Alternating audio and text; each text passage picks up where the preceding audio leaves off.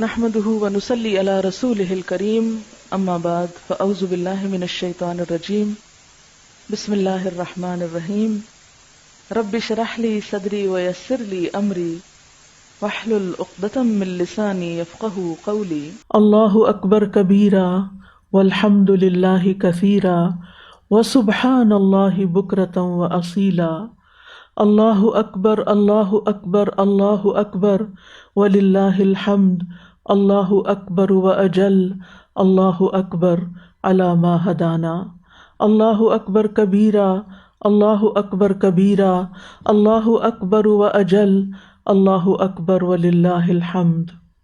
عبادت کے بارے میں، نماز اور زکوٰۃ وغیرہ کے بارے میں قرآن مجید میں اللہ تعالیٰ کا ارشاد ہے۔ سورۃ البقرہ میں اللہ تعالیٰ فرماتے ہیں، بے شک جو لوگ ایمان لائے اور انہوں نے نیک اعمال کیے اور نماز قائم کی اور زکوٰۃ دی، ان کے لیے ان کا اجر ان کے رب کے پاس ہے اور ان پر نہ کوئی خوف ہے اور نہ وہ غمگین ہوں گے۔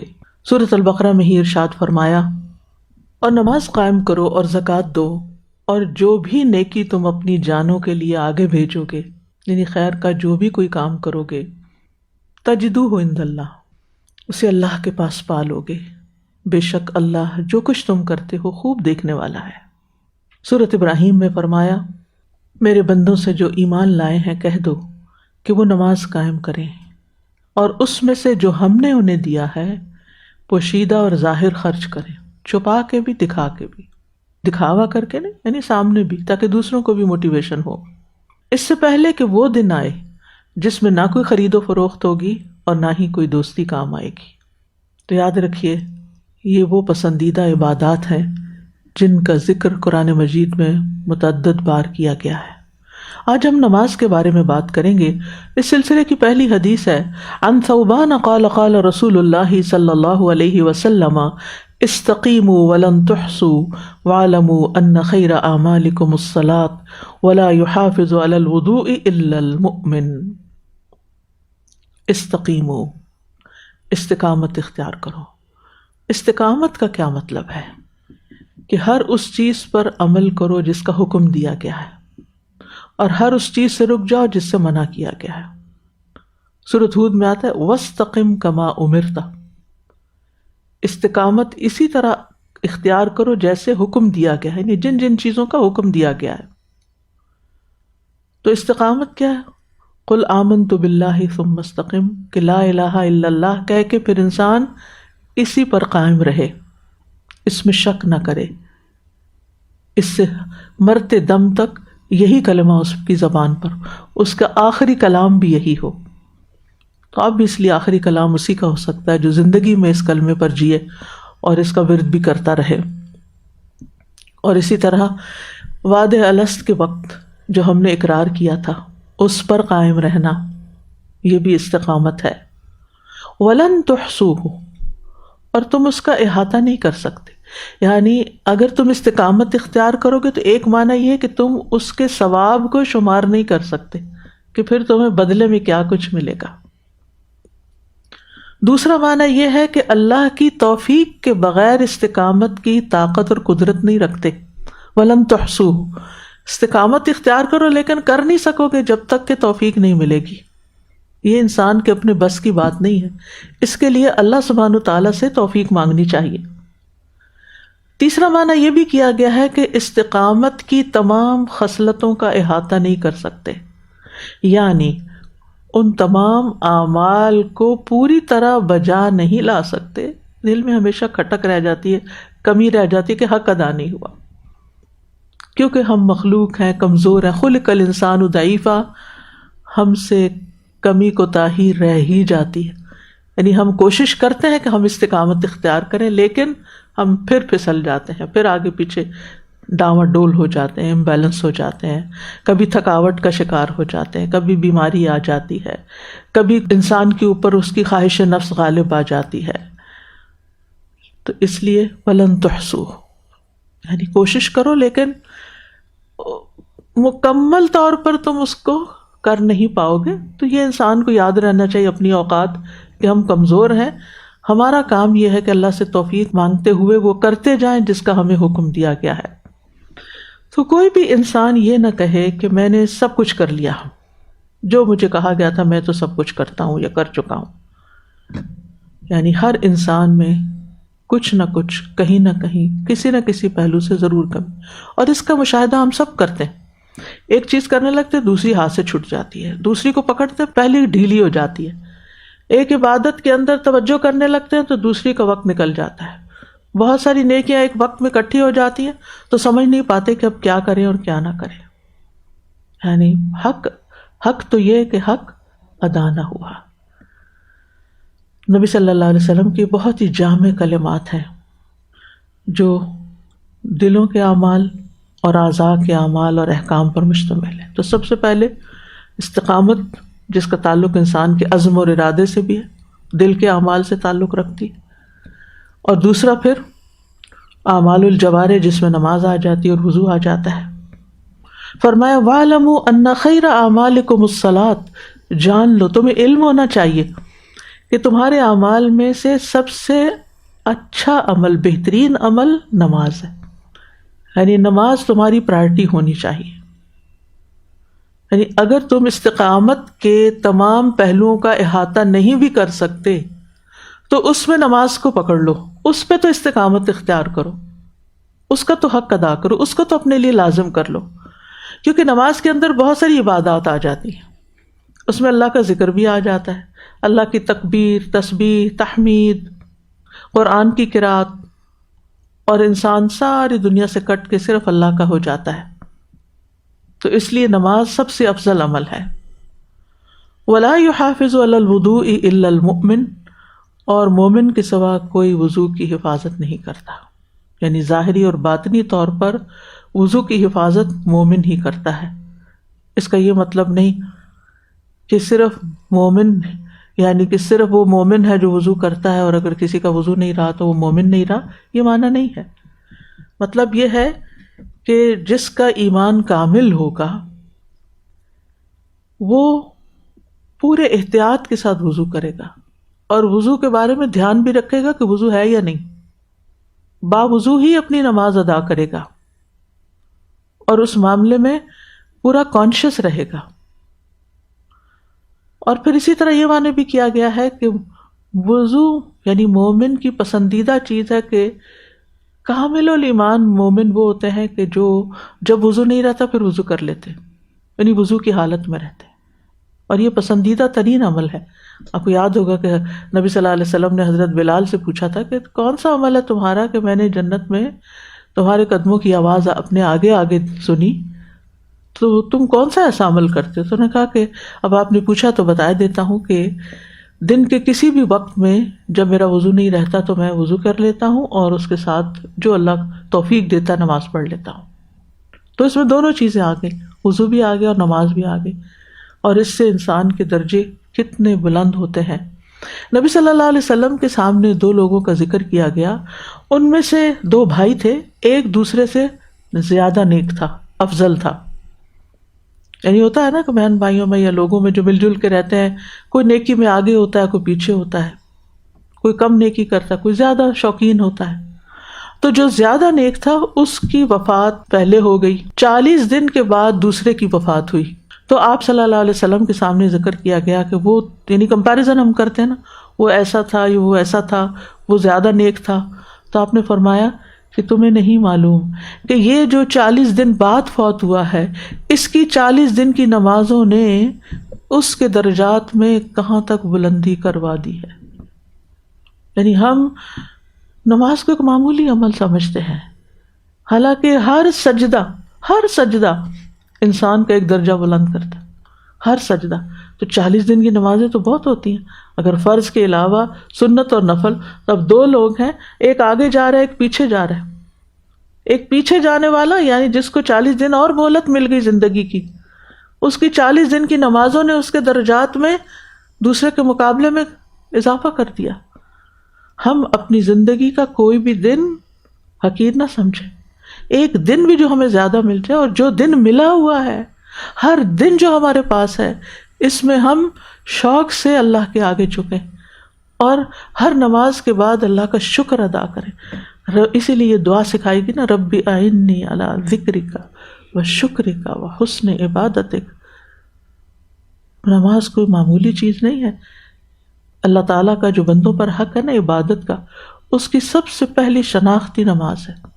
ایک شخص مسلمان ہوتا ہے، لا الہ الا اللہ پڑھتا ہے، شہادتین پڑھتا ہے، اور تھوڑی ہی دیر کے بعد اذان ہو جاتی ہے. تو سب سے پہلا عمل، سب سے پہلی عبادت شہادتین کے بعد جو اس کو ادا کرنی ہے وہ نماز ہے. اگر اس کو کچھ بھی ابھی نہیں آتا تو بھی وہ صرف ایکشن ہی کر لے اور سیکھنا شروع کر دے. مرد ہے تو جماعت کے ساتھ کھڑا ہو جائے اور جو ایکشن امام کر رہا ہے اس کے پیچھے وہ کر لے تو اس کی بھی نماز ہو جائے گی. یہی مومن اور کافر میں فرق کرتی ہے، یہی ہماری پہچان ہے. نماز کو معمولی چیز نہیں ہے، اسلام کا دوسرا بڑا رکن ہے. اور پھر یہ کہ اس کی فرضیت کے لیے بہترین جگہ کا انتخاب کیا گیا. باقی اعمال جو ہیں ان کی فرضیت یا وہ ہدایات زمین پر آئی ہیں. نماز فرض کرنے کے لیے نبی صلی اللہ علیہ وسلم زمین سے آسمانوں کی طرف گئے ہیں، اور معراج کے موقع پر آپ کو یہ نماز کا تحفہ دیا گیا، جو آپ جانتے ہیں کہ پہلے 50 دی گئی تھیں اور پھر حضرت موسیٰ کے مشورے پر اور ان کے اصرار پر کم ہوتے ہوتے 5 رہ گئی ہیں. اجر و ثواب 50 ہی کا ہے. اللہ سبحانہ وتعالیٰ روزانہ 2 بار فرشتوں سے بندوں کی نماز کی خبر لیتے ہیں. صحیح بخاری کی روایت میں آتا ہے کہ جو رات کے فرشتے ہیں وہ صبح کی نماز میں اپنی ڈیوٹی بدلتے ہیں، اور دن کے فرشتے عصر کی نماز میں. جب وہ اللہ تعالیٰ کے پاس پہنچتے ہیں تو اللہ تعالیٰ بندوں کا حال خود بھی خوب جانتا ہے، تو وہ پوچھتا ہے تم نے میرے بندوں کو کس حال میں چھوڑا؟ وہ کہتے ہیں کہ اس حال میں چھوڑا کہ وہ نماز پڑھ رہے تھے، اور اس حال میں پہنچے ان کے پاس کہ وہ نماز پڑھ رہے تھے. یعنی اللہ سبحانہ وتعالیٰ کو بھی بندوں کے جس عمل سے زیادہ محبت ہے وہ نماز ہی کا عمل ہے. اور یہ اللہ کی یاد کا بھی ذریعہ ہے، اللہ کے قرب کا ذریعہ ہے. وَاسْجُدْ وَاقْتَرِب، سجدہ کرو اور قریب ہو جاؤ. جب ہم نماز پڑھتے ہیں تو بندہ جو ہے وہ اللہ تعالیٰ کے چہرے کے سامنے ہوتا ہے، سجدہ کرتے ہوئے سب سے زیادہ قریب ہوتا ہے، اس لیے دعا کرنے کے لیے بھی کہا گیا. نماز اللہ سبحانہ تعالیٰ سے سرگوشی ہے، غم اور دکھ سے نجات دلانے والی ہے. نبی صلی اللہ علیہ وسلم اور دیگر انبیاء بھی سب سے زیادہ جب کوئی پریشانی کا وقت آتا تو نماز ہی کی طرف دوڑا کرتے تھے. اور اسی سے انسان کا اپنے رب کے ساتھ تعلق مضبوط ہوتا ہے. اگر ہم رب کے ساتھ اپنا کنیکشن مضبوط کرنا چاہتے ہیں تو پھر اس کے لیے نماز سے بہتر کوئی چیز نہیں. اللہ کی رحمت پانے کا ذریعہ ہے، اور برائیوں کو دور کرنے کا، بے حیائیوں سے بچنے کا، حرام کاموں سے بچنے کا ذریعہ ہے. کیونکہ نماز ہمارے کسی بھی کام کو کنٹینیو نہیں کرنے دیتی، اس کو بریک کر دیتی. اگر اچھا کر رہے ہیں تب بھی اس سے اچھا کام پھر نماز، اور اگر کوئی غلط کام کر رہے تو بھی رکو اور نماز کے لیے جاؤ. جب نماز پڑھو گے تو خود بخود اس برائی سے بچ جاؤ گے. نماز پڑھنے سے گناہ جھڑتے ہیں. ایک مرتبہ حضرت سلمان فارسی نے، ان کے ساتھ ابو عثمان النہدی تھے، ان کے ساتھ کہیں جنگل میں تھے، تو ایک مری ہوئی شاخ درخت کی لی اور ان کے سامنے ایسے سے پتے جھاڑے اس کے. ان کا تمہیں پتہ ہے میں نے یہ کام کیوں کیا ہے، تمہیں یہ پتے جھاڑ کے کیوں دکھایا ہے؟ ایک دفعہ میں بھی اسی طرح نبی صلی اللہ علیہ وسلم کے ساتھ تھا، تو آپ نے اسی طرح پتے جھاڑ کے ہمیں سمجھایا تھا کہ نماز پڑھنے سے اس طرح گناہ جھڑ جاتے ہیں جیسے یہ سوکھے پتے جھڑ جاتے ہیں. یعنی کس طرح گناہوں سے نجات کا ذریعہ. پھر یہ کہ فرشتوں کی دعائیں ملتی ہیں اس شخص کو جب تک کہ وہ نماز پڑھ کے اللہ تعالیٰ سے دعا کرتا رہتا ہے. نماز پڑھنے والا جو ہے وہ غافلوں میں سے نکل جاتا ہے، غفلت غافلین میں شمار نہیں ہوتا. قیامت کے دن پہلا سوال بھی اسی کا ہوگا، اور جس کی نمازیں پوری ہوں گی اس کے لیے پھر جنت ہے. حدیث میں آتا ہے جو شخص اللہ اور اس کے رسول پر ایمان لائے اور نماز قائم کرے اور رمضان کے روزے رکھے تو اللہ پر حق ہے کہ وہ اسے جنت میں داخل کرے. لیکن اگر کوئی اس میں غفلت کرتا ہے تو پھر وعدہ نہیں ہے. اور حقیقت یہ کہ جس کے دل میں ایمان ہوتا ہے وہ نماز چھوڑ ہی نہیں سکتا. نماز جو ہے جسم اور روح کی مشترکہ ورزش ہے. یعنی ہماری روح کے اندر بھی ایک جولانی آتی ہے اور ہمارا جسم بھی. امام ابن قیم کہتے ہیں نماز جسم اور روح کی مشترکہ ورزش ہے، اس لیے کہ اس میں قیام، رکوع، سجود اور قعدہ کی مختلف حرکات ہوتی ہیں. آدمی ایک حالت سے دوسری حالت میں منتقل ہوتا رہتا ہے، اس کی وضع قطع بدلتی رہتی ہے، اس کے اکثر جوڑ متحرک رہتے ہیں. اسی طرح اس کے جو باطنی آلات ہیں، اندر کا دل ہے، پھیپھڑے ہیں، معدہ ہے، انٹسٹائن ہے، باقی اعضاء جو ہیں ان کے اندر بھی حرکت پیدا ہوتی ہے، یعنی ان کی بھی ایکسرسائز ہو جاتی ہے. اور پھر یہ کہ ویسے بھی اوور آل بھی انسان کی روحانی صحت کا بھی باعث بنتی ہے. وہ کہتے ہیں کہ تہجد کی نماز صحت کی حفاظت کے اسباب میں سب سے اہم سبب ہے. اسی طرح انسان پھر حشاش بشاش ہوتا ہے، دل کا غم اور دکھ دور ہو جاتا ہے، بیماریوں سے شفا ملتی ہے.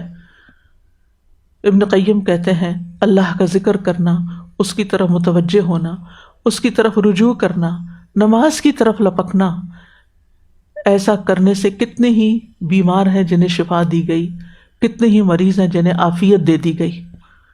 یعنی اگر کوئی بیمار ہے تو عام طور پہ ہمارے یہاں کیا ہوتا ہے، ایکسکیوز بن جاتا ہے، یہ بیمار ہے نماز نہیں پڑھ سکتا.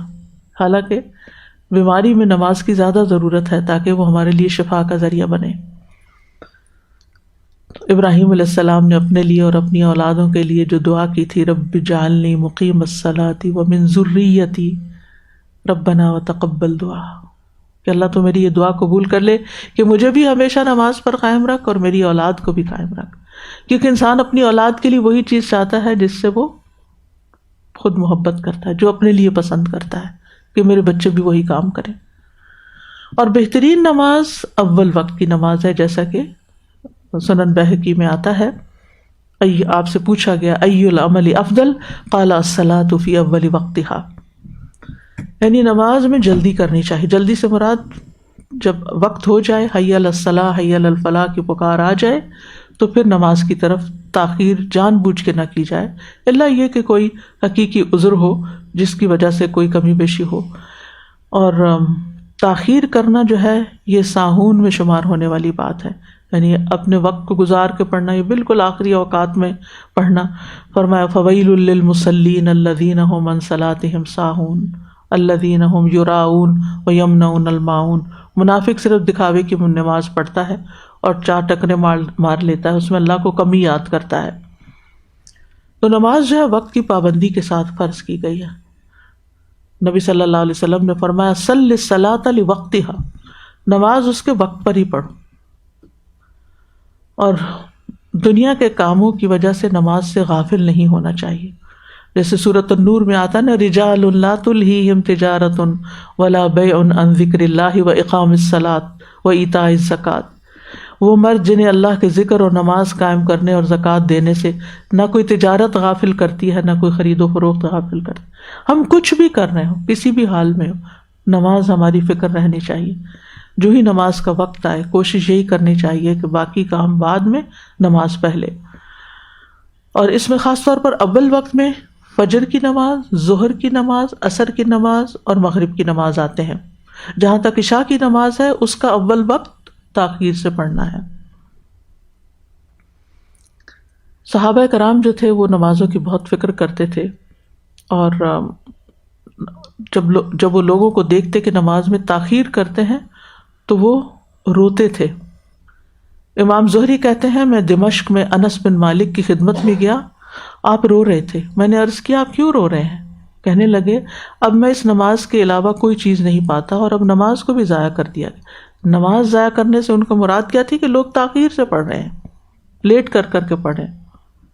اور یہ نالائق جانشینوں کی بات ہے، جیسے سورۃ مریم میں آتا ہے فخلف من بعدہم خلف اضاعوا الصلاۃ واتبعوا الشہوات فسوف یلقون غیا. پھر ان کے بعد ایسے نالائق جانشین ان کی جگہ آئے جنہوں نے نماز کو ضائع کر دیا اور خواہشات کے پیچھے لگ گئے، تو وہ عنقریب گمراہی کو جا ملیں گے، یا وہ غیا جہنم کا گڑھا بھی ہے. تو نماز سے غافل ہونا جو ہے وہ اس بات کی دلیل ہے کہ انسان کو اللہ تعالیٰ سے، اس کی عبادت سے کوئی دلچسپی نہیں، اس کے دل میں کوئی محبت نہیں. کیونکہ جس سے محبت ہوتی ہے انسان اس کی طرف لپکتا ہے اور اس کی طرف اس سے ملاقات کی خواہش رکھتا ہے. آپ دیکھیے دنیا میں جب آپ کسی سے ملاقات کرنا چاہتے ہیں تو آپ کو ٹائم لینا پڑتا ہے، آپ کو ٹائم لینا پڑتا ہے، آپ کو جگہ مقرر کرنی پڑتی ہے، اور آپ کو اپنی ساری وہ بات جمع رکھنی پڑتی ہے جو آپ نے اس ملاقات کے لیے، کسی بڑے انسان کی ملاقات کے لیے رکھی ہوتی ہے. اللہ سبحانہ وتعالیٰ ہمیں خود ملاقات کے لیے بلاتا ہے. کیا شان ہے بندہ مومن کی. ہمیں اوقات بھی بتا دیے، جگہ بھی بتا دی کہ کہاں میری ملاقات ہوگی. تو نماز اللہ کی ملاقات کے لیے ہوتی ہے، اللہ کے ذکر کے لیے ہوتی ہے. اور اگر کوئی اللہ کے بلانے پہ آتا ہی نہیں، آپ سوچئے اگر کوئی ایسی اپائنٹمنٹ مس کر دے جو کسی بڑی ہستی کی طرف سے ہو تو نقصان کس کا ہے؟ اس انسان کا کہ جس نے وہ اپائنٹمنٹ اپنی مس کر دی. تو جو ہماری اپائنٹمنٹس اہم ہوتی ہیں یا جن اپائنٹمنٹس کے بارے میں ہم کنسرنڈ ہوتے ہیں، اس کے لیے ہم پہلے سے پلاننگ شروع کر دیتے ہیں کہ ہم نے اس وقت پر کیسے پہنچنا ہے. اگر ہم نماز کو لیٹ کرتے ہیں اور نماز پڑھتے نہیں ہیں تو پھر اللہ کی ناراضگی کے سوا اور کیا ہے. فویل للمصلین الذین هم عن صلاتهم ساہون. نماز لیٹ کرنا جو ہے نفاق کی علامت ہے، یعنی دل میں پھر ایمان میں کوئی خلل ہے، کوئی گھن لگی ہوئی ہے، ایمان صحیح نہیں ہے. تو ایمان فکس کرنے کی ضرورت ہے. اوکے، سبحانک اللہم و بحمدک، اشہد ان لا الہ الا انت، استغفرک و اتوب الیک.